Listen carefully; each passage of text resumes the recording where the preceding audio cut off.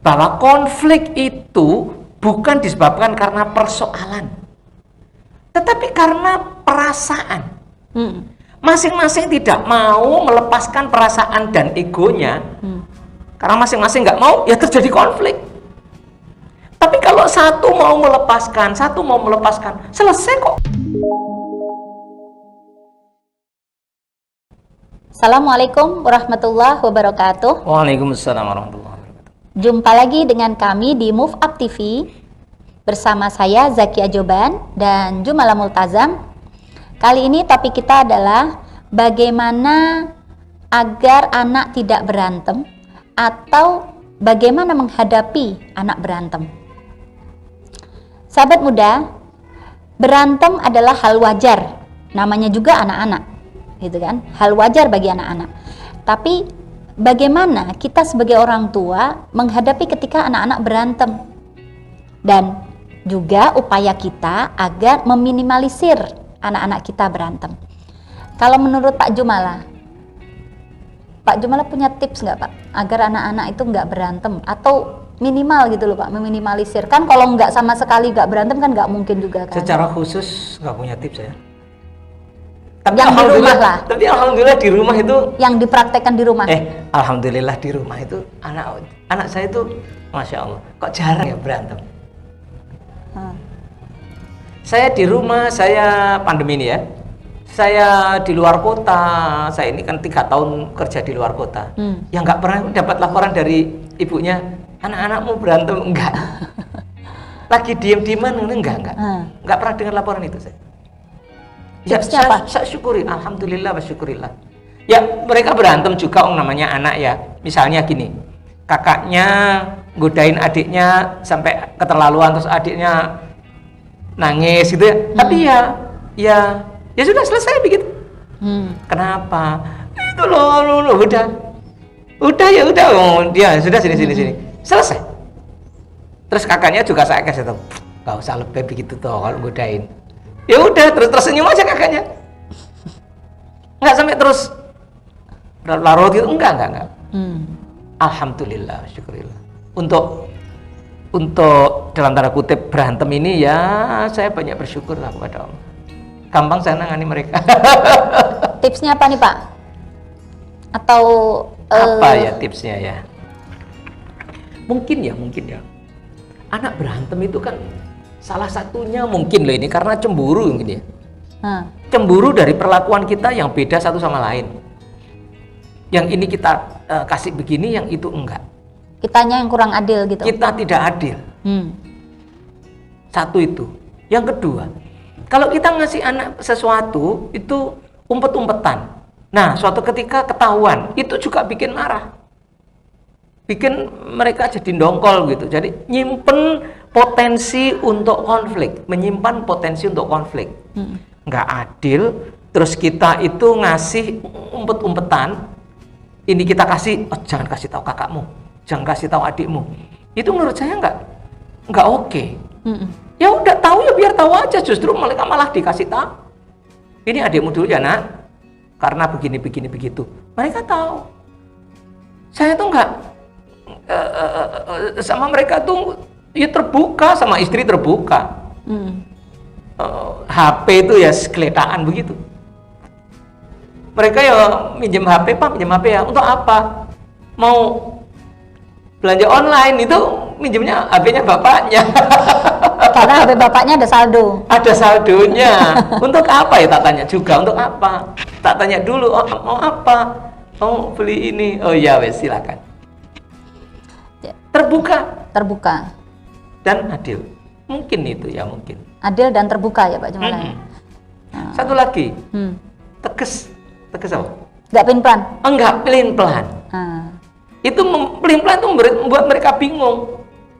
Itu juga bisa menimbulkan konflik itu kalau kita pelin-pelan. Kadang sama kakaknya boleh, sama adiknya nggak boleh. Ini kan pelin-pelan. Atau nanti besoknya sama adiknya nggak boleh, kakaknya nggak boleh. Harus clear kalau toh memang terjadi begitu. Oh kakakmu kan sudah gede nak, jadi memang kebutuhannya ini. Nanti kalau kamu sudah besar dapat juga. Itu clear ya. Itu tegas juga, termasuk bagian dari tegas tuh ada klarifikasi kalau ada perbedaan. Jadi seperti ini ya video kita kemarin tuh, jadi kita punya aturan yang tegas gitu ya. Betul, yang ada di video kita kemarin ya. Atau juga sikap kita yang tegas ya sama anak ya.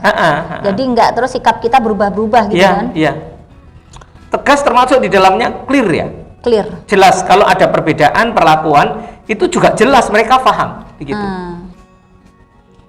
Kira-kira itu. Gitu ya. Nah, pusatnya gimana? Di rumah itu anak-anak berantem juga enggak? Kan anak 6, alhamdulillah saya 4 ya. 6 itu berantem juga enggak? Jelas berantem, Pak. Yang saya dengar mereka berantem. Jadi saya tuh sering kadang mendengar mereka berantem gitu toh, rebutan apa kek gitu kan. Saya dengar dari kamar atau dari depan. Nah, kalau anak saya tuh gini Pak Jumala, kadang pernah satu hari teman saya itu main ke rumah seharian gitu di rumah. Dia itu penasaran, terus dia bilang, Bu Zakia, kok Bu Zakia bisa ya anak 6 kok nggak berantem? Sebetulnya dia itu bilang nggak berantem karena dia nggak tahu kalau sebetulnya tuh anak-anak tuh berantem. Berantem juga. Berantem. Saya tahu banget kalau mereka cuman temennya nggak tahu. Tapi mereka nggak tahu karena yang dia lihat, ya maksudnya dia nggak tahu tuh karena yang dia lihat anak-anak tuh nggak ngadu ke saya. Jadi karena gini, anak-anak ini percuma juga kalau ngadu ke saya. Saya tuh nggak saya selesaiin masalahnya, tapi saya suruh maafin. Karena bagi saya kalau nyelesain masalah, bisa jadi saya akan terbawa dengan suasana ataupun saya bisa jadi nggak adil tadi. Karena bisa jadi saya sudah terkontaminasi dengan laporan yang pertama ataupun cerita yang paling pintar cerita, yang paling pintar bisa menceritakan sama yang nggak pintar menceritakan, bisa jadi saya salah persepsi. Jadi saya lebih baik nggak masuk dalam permasalahan, saya mengambil di luar aja gitu, saya suruh maafin. Walaupun yang dilaporin itu salah, kakaknya salah, saya lebih udahlah maafin aja, maafin. Dan ternyata ampuh Pak Jumala. Anak-anak saya tuh mungkin ngerasa, alah percuma lapor ke mama juga nanti paling disuruh maafin. Sampai anak saya yang kecil itu yang lucu pernah kejadian, yang satu pernah ngomong saya, nanti adik saya kecil tuh jawab, udah maafin aja ya. Jadi dia ngikut jawab. Jadi itu menjadi senjata saya untuk saya tidak masuk, karena kalau saya masuk, saya kan bakal capek Pak. Setiap hari akan dilapori 6 anak ini, yang ini lapor gini, yang ini lapor gini, capek juga kan. Dan akhirnya efeknya saya nggak bisa ngapa-ngapain, nggak bisa ngapa-ngapain kan karena repot dengan berantem ini. Nah ternyata itu ampuhnya anak-anak saya, akhirnya mereka menyelesaikan masalahnya sendiri. Gitu. Gimana caranya? Nggak ngerepotin. Tapi sebetulnya bukan soal itu loh. Ampuhnya itu, ini luar biasa menurut saya. Dan saya nggak tahu apakah banyak keluarga yang begini. Saya aja nggak begitu kok. Tahu nggak? Ini sebenarnya ada hubungannya dengan ilmu kita CTC ya, Creative Trauma Cleansing sahabat-sahabat. Jadi gini, di dalam CTC itu ada satu paradigma bahwa konflik itu bukan disebabkan karena persoalan, tetapi karena perasaan. Masing-masing tidak mau melepaskan perasaan dan egonya. Karena masing-masing nggak mau, ya terjadi konflik. Tapi kalau satu mau melepaskan, selesai kok konflik nggak ada. Iya, bisa jadi masalahnya kan akan tetap ada masalah, tapi kan tidak menjadi masalah. Betul, masalah tetap ada, tetapi tidak mereka permasalahkan. Nah itulah yang saya membuat saya, loh ini dahsyat, itu jurus hebat itu. Itu jurusnya. Sahabat-sahabat. Lah iya, Bu Zakia ini dapat ilmu dari mana? Ilmunya bapak saya itu Pak Jumala. Ilmunya abah saya. Abah saya tuh dari kecil, abah saya tuh punya anak 10. Saya nomor 1, adik saya 9. Pak Jumala bayangin kalau abah saya itu menampung laporan masalah ini pasti 10 anak kan macam-macam Pak. Yang ini masalah ini, yang ini masalah ini. Abah saya tuh selalu ngambil jalan pintas. Dan menurut saya saat dulu, saya tuh dulu waktu kecil mikirnya abah tuh ngambil gampangi, jalan pintas. Udahlah maafin aja. Jadi abah saya tuh selalu gitu, udahlah maafin aja lah, udah maafin aja. Bagi saya waktu itu abah nih jalan pintas, nggak tahu permasalahannya. Maksudnya nggak tahu permasalahan pokoknya ini apa, kok langsung suruh maafin.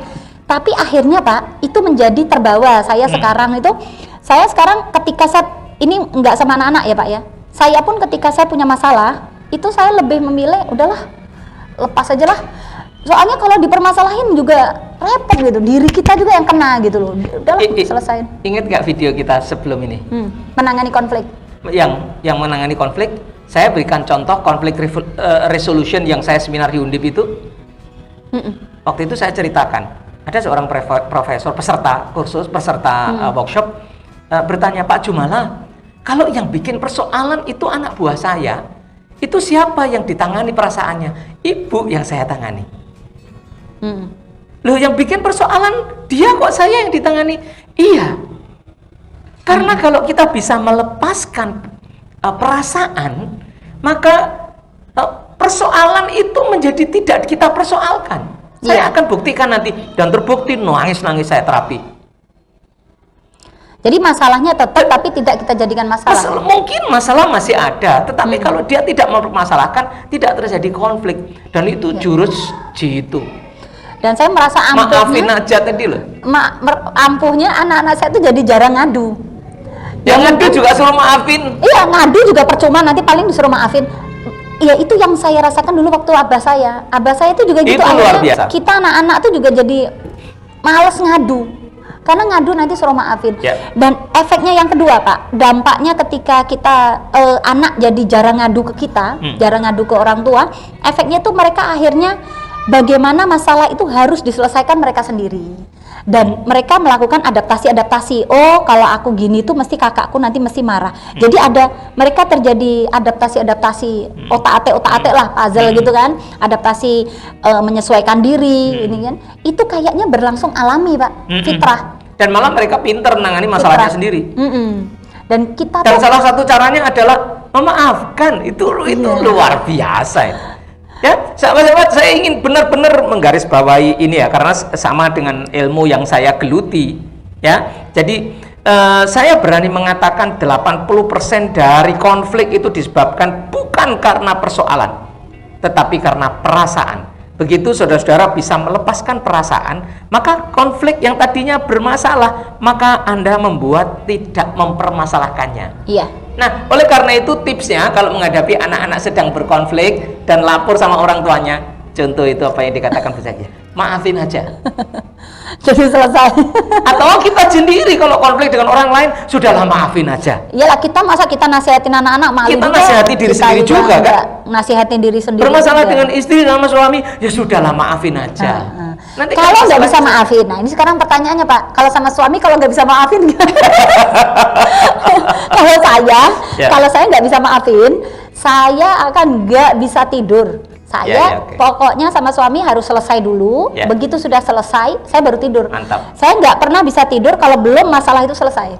Jadi jurusnya maafin aja, selesai. Dan ini ilmiah. Saya berani menjelaskan someday ya, kapan-kapan kita jelaskan. Konflik itu bukan karena persoalan, tetapi karena perasaan. Ya. Cukup ya. Demikian sahabat muda video kita kali ini, mudah-mudahan ada manfaatnya. Sampai jumpa lagi di video berikutnya. Jangan lupa di subscribe dan bunyikan loncengnya. Akhir kalam, assalamualaikum warahmatullahi wabarakatuh.